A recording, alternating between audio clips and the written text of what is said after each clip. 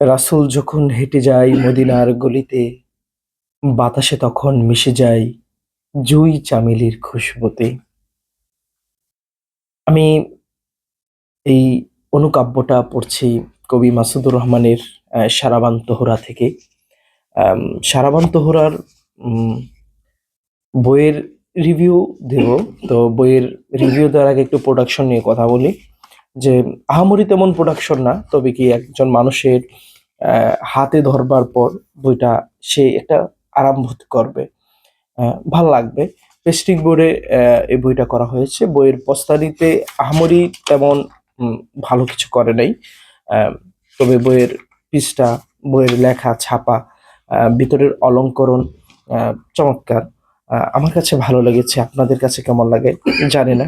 সবচেয়ে ভালো লেগেছে মাঝে, মাঝে কয়েকটা লাইন, আম কয়েকটা অনুকাব্য যা আ আমাকে খুবই আন্দোলিত করেছে। অ্যাম আমার খুবই হৃদয়জ এবং খুব আপন, আপন লেগেছে। অ্যাম যেমন এখানে সূরা বাকারা আয়াত ২২ এর একটা অম অনুকাব্য করেছে উনি। গুনাহের সাগরে হাবুডুবু খেয়ে যখন নিজেকে ভাবিহীন, আল্লাহ বলেন, ইন্নাল্লাহা ইউহিব্বুত তাওয়াবিন। বাহ! চমৎকার! মাঝে, মাঝে এমন কিছু অনুকাব্য যা আমাকে খুবই আকৃষ্ট করেছে। আর বাংলাদেশে অনুকাব্যটা ওইভাবে এখনো বিস্তৃত না, ওইভাবে চর্চা হয় নাই। একেবারেই চর্চাটা কম। চর্চাটা থাকলেও পাঠকের অ্যা তেমন আগ্রহটাও আমি লক্ষ্য করি নাই। আমি মূলত আ আপাদমস্তক একজন কবিতার পাঠক। আমি কবিতাগুলো পড়ি এবং কবিতার সাথে এনজয় করি। আম মানুষের গল্প, উপন্যাস, থ্রিলার যেভাবে টানে, আমাকে অ্যা এর চেয়ে বেশি টানে কবিতা।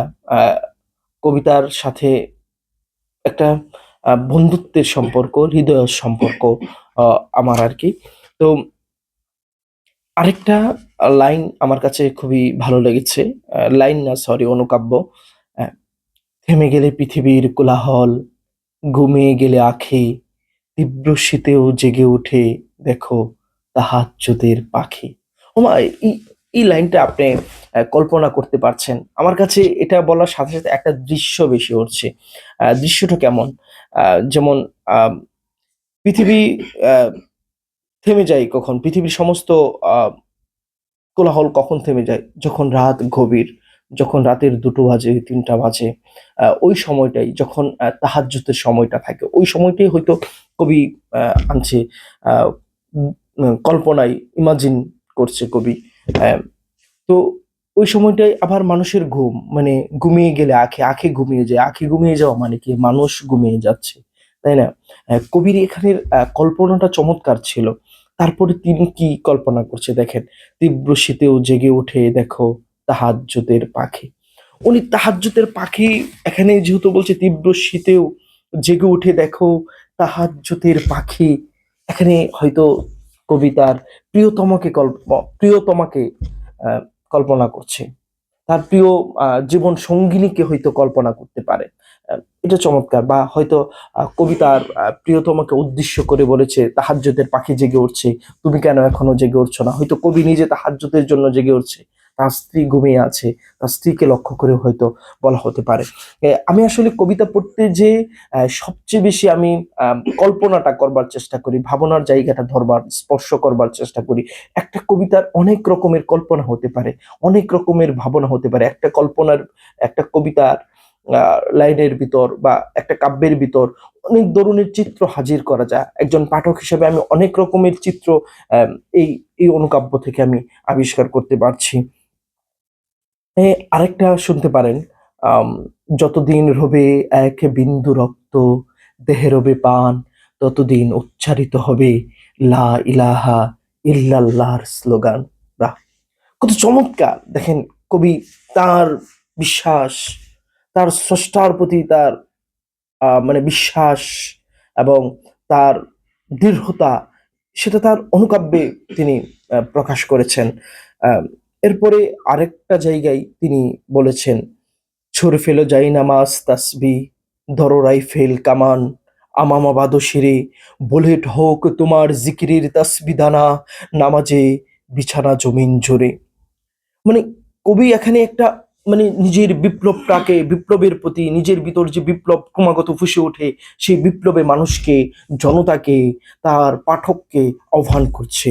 একজন কবি কি শুধু প্রেম, রোমান্টিকতা নিয়ে পড়ে থাকবে?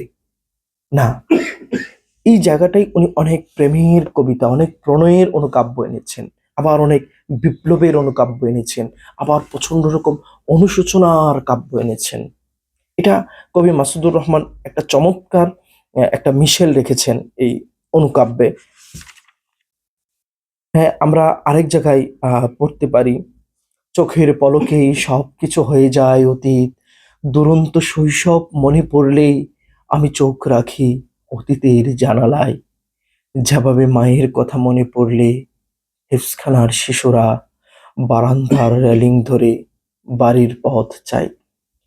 এটা হচ্ছে যারা মাদ্রাসায় পড়েছে, যারা মাদ্রাসায় হিফজখানায় পড়েছে, তাদের জন্য এই আম কাব্যটা নস্টালজিয়ার, স্মৃতিকাতরতার হবে।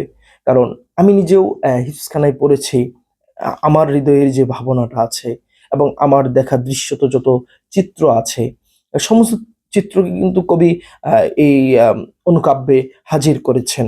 আম এ এবং একটা নস্টালজিয়া, শৈশব নিয়ে কবির যে স্মৃতি, সেই স্মৃতিটা হয়তো কবি এখানে তুলে এনেছেন, অথবা অন্য কারো স্মৃতি তার দৃশ্যত হয়েছে, এটা উনি এখানে নিয়ে এসেছেন। কিছু কিছু জায়গায় উম, একজন শশীকে আম, ভালোবাসার কথা বলেছেন। যেমন, তোমাকে ভীষণ ভালোবাসি, ভালোবাসার কোনো কারণ থাকে না, কোনো কারণ থাকলে সেটা প্রকৃত ভালোবাসা না। তবে ভালোবাসার ব্যক্তি বস্তুর মধ্যে আকর্ষণীয় যদি কোনো কারণ বিদ্যমান থাকে, তখন ভালোবাসাটা আরো দৃঢ় হয়। যেমন দৃঢ় হয় শেষ রাতে পড়ার কারণে তালিবুল ইলমের হিফজ।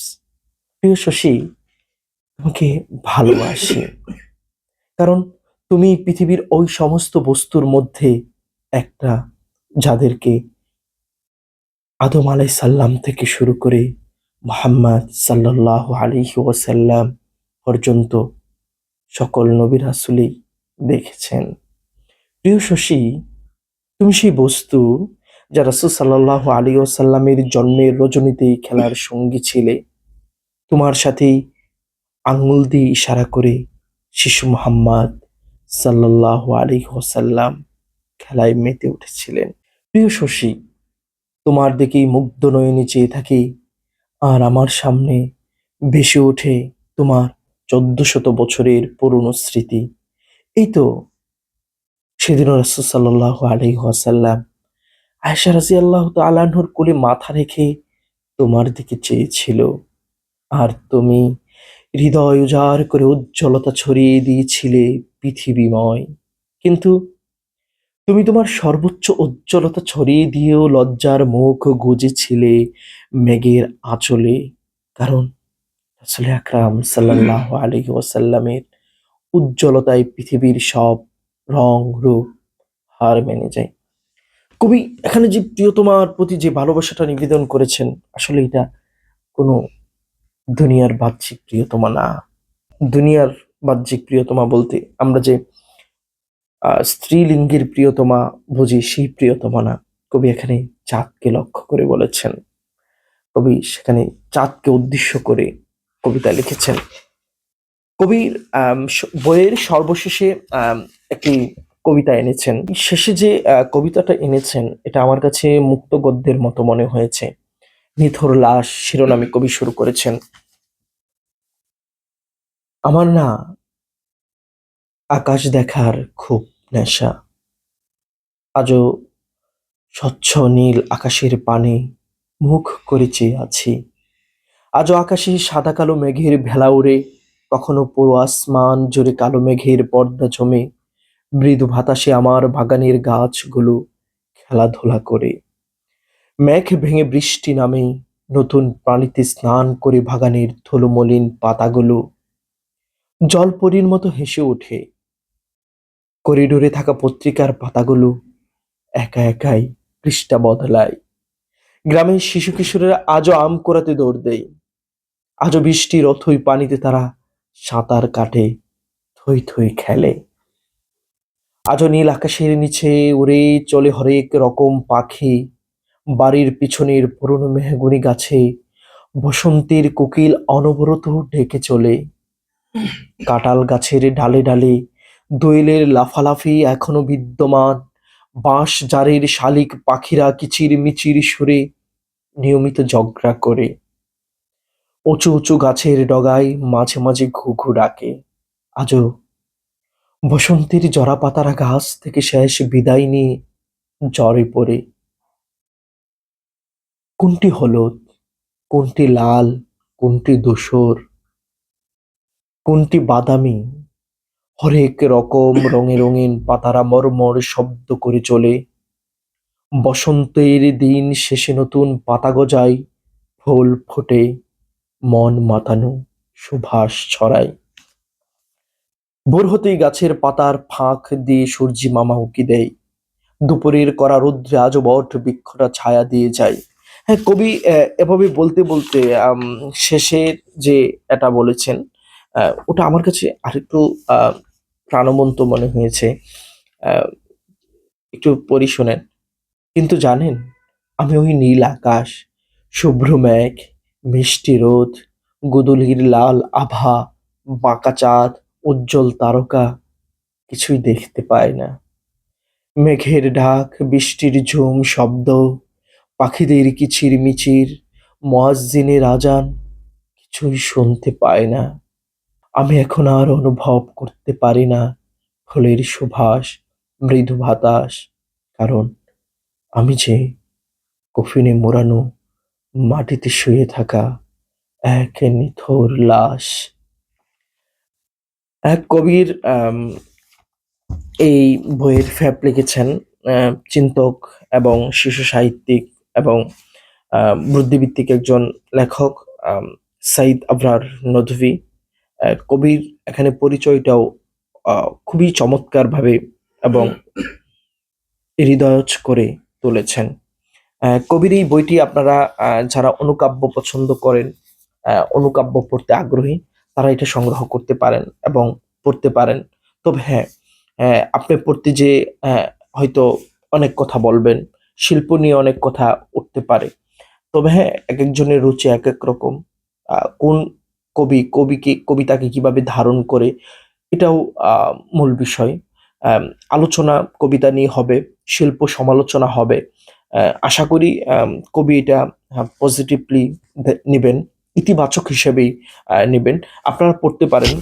এই বইটা নতুন বিন্যাস প্রকাশ করেছে এবং চমৎকার প্রচ্ছদটিও করেছে ইলিয়াস বিন মাজার। তবে আমার কাছে কেন যেন মনে হচ্ছে সারাবন তহুরা নামের সাথে প্রচ্ছদের মিলটা তেমন নেই। তবে এটা হতে পারে যে একটা কবিতার একটা কবিতার সাথে সামঞ্জস্য আছে এই প্রচ্ছদটার। এটা এটাও হতে পারে।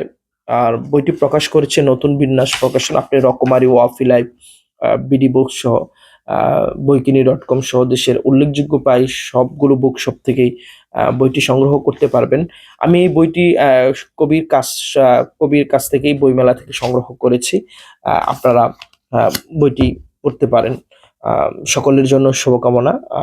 ইনশাল্লাহ আপনাদের সাথে নিয়মিত বই নিয়ে কথা হবে এখন থেকে। আসসালামু আলাইকুম রহমতুল্লাহ।